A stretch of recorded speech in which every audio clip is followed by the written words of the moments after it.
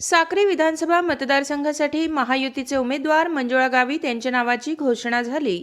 आज साक्री येथे भारतीय जनता पार्टी, शिवसेना, राष्ट्रवादी आणि आरपीआयच्या पदाधिकाऱ्यांची बैठक घेण्यात आली। या बैठकीत आपसातील मतभेद विसरून जोमाने कामाला लागूया, मंजुळा गावित यांना भरघोस मतांनी निवडून आणूया, असा ठाम विश्वास महायुतीच्या पदाधिकाऱ्यांनी दिलाय।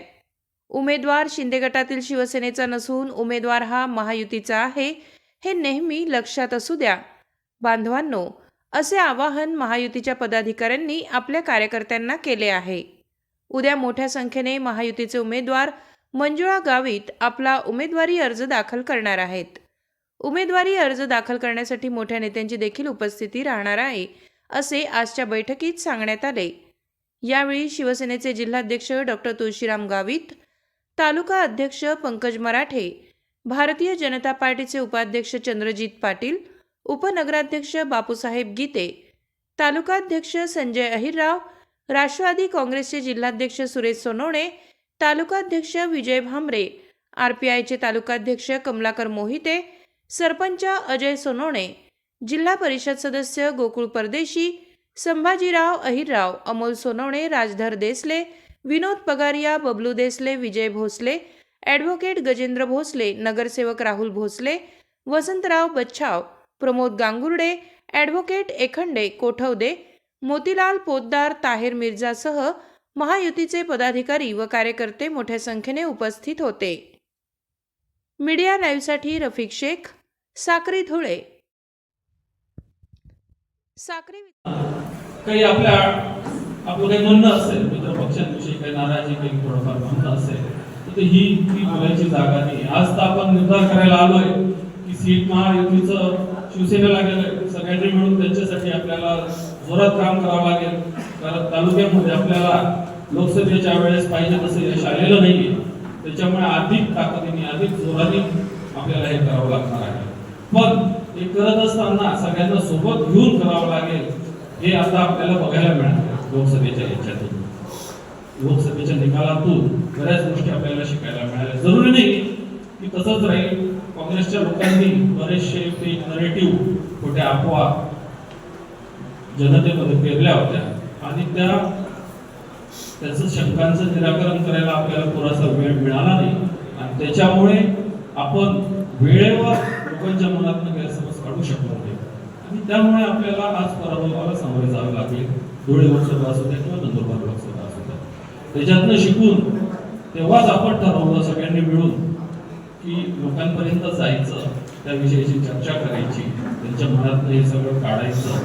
त्या संदर्भातली चर्चा मी भारतीय जनता पार्टीच्याही आपल्या सगळ्या पदाधिकाऱ्यांबरोबर केलीच होती। त्याचबरोबर डॉक्टर साहेब आपल्याबरोबर केली, तुम्हाला आठवत असेल की हे काम आपल्याला विधानसभेपर्यंत करावं लागेल, कारण उद्या उमेदवारी कोणाला मिळते ही जेव्हा मिळेल तेव्हा मिळेल, पण युती म्हणून आपण समोर जाऊ निवडणुकीला हे निश्चित होतं। ही युती अबाधित राहील हे आपल्याला आपल्या नेत्यांच्या वागण्यावरनं, त्यांच्या काम करण्याच्या पद्धतीवरनं स्पष्ट दिसत होतं आणि त्याच्यात बऱ्यापैकी आपण यशस्वी ठरलोय, पण काम पूर्ण झालेलं नाहीये। आपल्याला आता 1 महिना आहे निवडणुकीला, 30 दिवस सुद्धा उरलेले नाहीये। तोपर्यंत आपल्याला लोकांपर्यंत जाऊन त्यांच्या मनातून पूर्णपणे गैरसमज काढावे लागतील। गेले 10 वर्ष केंद्रात एनडीएचे नेतृत्व, मोदीजींच्या नेतृत्वात एनडीएचं सरकार आहे। मोठ्या प्रमाणात बहुमत असून देखील कोणत्या प्रकारे संविधानाला हात लावण्यात आला ना काय करण्यात आलं, तर याच्या पुढे काय करतील हे आपल्याला लोकांना पटवून द्यावं लागेल। खोट्या व्हिडिओ क्लिप्स कशा एडिट केल्या होत्या, ओरिजिनल क्लिप्स त्या दाखवाव्या लागतील पुन्हा एकदा, कारण परत तेच होण्याची शक्यता आहे मित्रांनो। आणि काँग्रेसकडनं जे लोक तिकीट मागतायत, उमेदवारी मागतायत, ते त्याच्यात सराईत आहे, आपल्याला सगळ्यांना माहिती आहे, खोटं पसरवलं। तर आपल्याला सगळ्यांना एकत्र राहून काम करावं लागेल आणि जे काय मी बोललो की आपल्याला सगळ्यांना सोबत घेऊन डॉक्टर साहेबांना पुढे जावं लागेल, त्याच्यासाठी एक कोर कमिटी स्थापन करायची, सगळ्यांबरोबर एकदा चर्चा करून। राष्ट्रवादीच्या मला वाटतं अण्णांना, सुरेश अण्णांना शिरपूरला जावं लागलं म्हणून ते आज नाहीये, पण एवढ्या 2 दिवसात लवकरात लवकर सगळ्यांना बसून आपण पुढचं नियोजन केलं पाहिजे आणि त्याच्यानुसार त्याच पद्धतीने आपण जे ठरवू त्याच पद्धतीने पुढचा 1 महिना आपल्याला काम करावं लागेल. त्याची जबाबदारी तुम्हाला स्वतः घ्यावी लागेल. सगळ्यांना त्यांच्या जबाबदाऱ्या वाटून द्याव्या लागतील. आणि बरंचसं मार्गदर्शन आता आपण बघायला गेलं तर आता फक्त उमेदवारी जाहीर झाली. आपण अभिनंदन आणि पुढच्या गोष्टी चर्चा करण्यासाठी जमलो आहोत. छोटू आप्पांनी तर जवळपास पूर्ण निवडणुकीच्या दिवसापर्यंतची बरीच माहिती आपल्याला देऊन टाकलेली आहे. स्वागत करतो. आपलं सगळ्यांना येणाऱ्या दीपावली जवळच आहे. आपल्या सगळ्यांना दीपावलीच्या देखील या ठिकाणी हार्दिक शुभेच्छा देतो. त्याचबरोबर आपण सर्वजण या ठिकाणी आलात. अतिशय शॉर्ट पिरियडमध्ये कमी वेळेमध्ये आजची ही बैठक या ठिकाणी बोलवली. आपण सर्वजण आलात त्याबद्दल आपण सगळ्यांच्या ठिकाणी स्वागत करतो.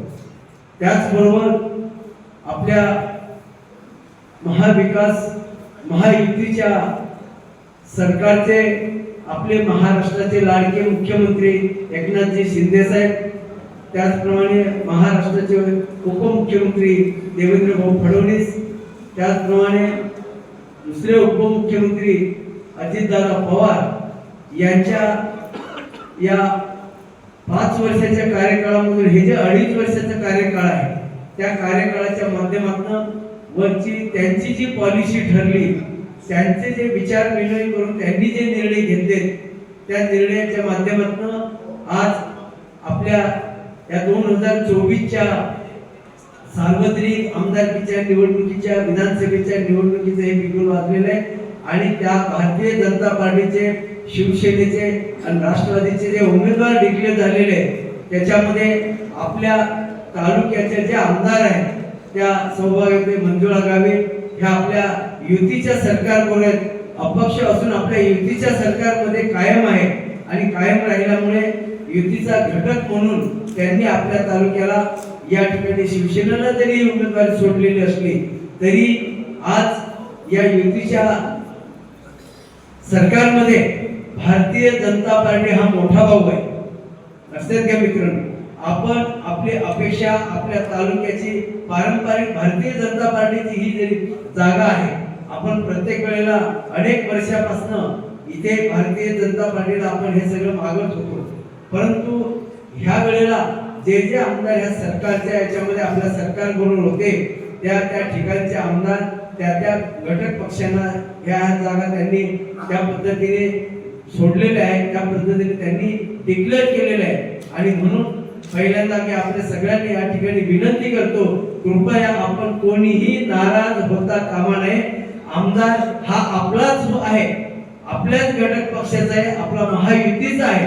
आणि म्हणून भविष्यामध्ये देखील ही निवडणुकीच्या माध्यमातून जे काही आता निवडणूक आहे, जरी या ठिकाणी शिवसेनेला जागा सोडलेली असली, शिवसेनेचे उमेदवार असले तरी देखील आपण शिवसेनेबरोबर भारतीय जनता पार्टीचे, राष्ट्रवादी अजितदादा गटाचे, आरपीआय गटाचे आपण सर्व या ठिकाणी खंदे कार्यकर्ते आहात आणि आपल्याला विश्वासात घेऊनच प्रत्येक निर्णय आम्ही करायचा प्रयत्न करू हे मी या ठिकाणी आपल्याला आश्वासित करतो.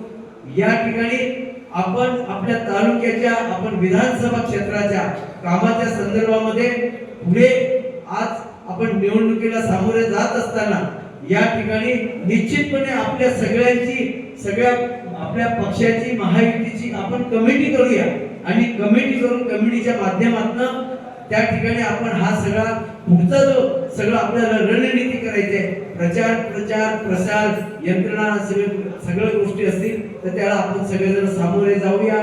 विशेषतः या ठिकाणी बूथ रचना भारतीय जनता पार्टीची आहे, शिवसेनेची आहे, राष्ट्रवादीची आहे, आरपीआयचे, ह्या सगळ्या कार्यकर्त्याला आपण सोबत घेऊन त्या ठिकाणी मतदारांपर्यंत आपण जाऊया आणि त्या माध्यमातून आपल्याला महायुतीचं सरकार आपल्याला बसवायचं आहे आणि त्या माध्यमातून आपल्या इथलं विधानसभेचे आमदार हे देखील आपल्याला निवडून देणं तेवढंच महत्वाचं आहे. म्हणून मी आपल्या सगळ्यांना विनंती करेन, सगळ्यांना हात जोडून विनंती करेन, किंतु परंतु मनामध्ये न ठेवता आपण सर्वजण सोबत राहून निश्चितपणे आपण आपल्या सरकारमध्ये आपला इथला विधानसभेचे प्रतिनिधी म्हणून निश्चितपणे आपले उमेदवार आपण त्यांना तिकडे पाठवणार अशी आशा करतो.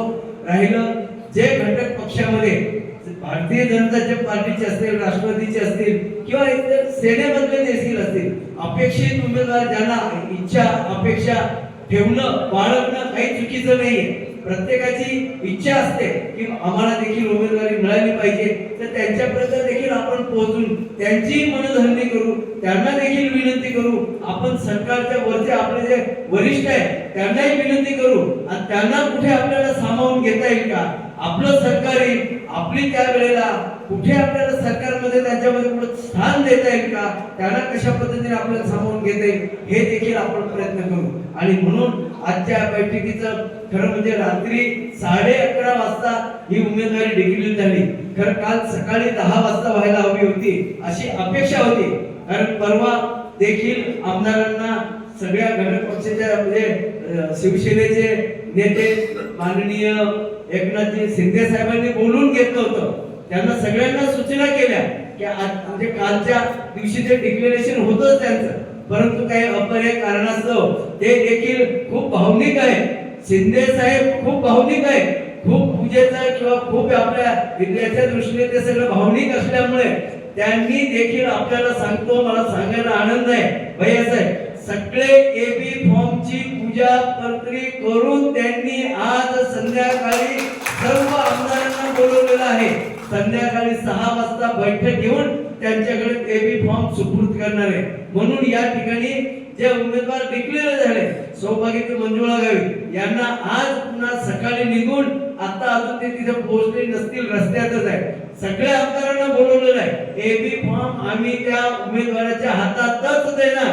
म्हटलं आम्ही प्रतिनिधी पाठवतो नाही, प्रत्येक जे जे उमेदवार डिक्लेअर केले ते स्वतःजवळ आम्ही ते एबी फॉर्म देणार.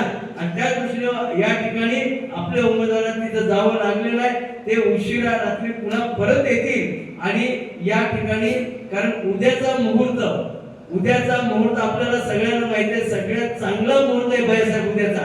म्हणून सगळे मुख्यमंत्र्यांपासून उपमुख्यमंत्र्यांपासून म्हणजे शिंदे साहेबांपासून देवेंद्र भाऊंपासून अजित दादापासून सर्वजण मंत्रिमंडळातील सहकारी ज्यांना उमेदवारी डिक्लेअर केले ते शक्यतो उद्याच सगळे फॉर्म भरताय. म्हणून आम्ही देखील विनंती केली होती की कोणाला ना कोणाला तरी वरच्या प्रदेश लेवलवरनं वरचे नेते 1-2 जणांना पाठवा, पण ते सगळेच उमेदवार आहेत जवळपास. आणि त्याच्यामुळे इतर कोण किती येतील ते बघूया. आले कोणी समजा आपण भारतीय जनता पार्टीचे किंवा शिवसेनेचे किंवा राष्ट्रवादीचे प्रयत्न करतोय, कोणीतरी यायला हवे.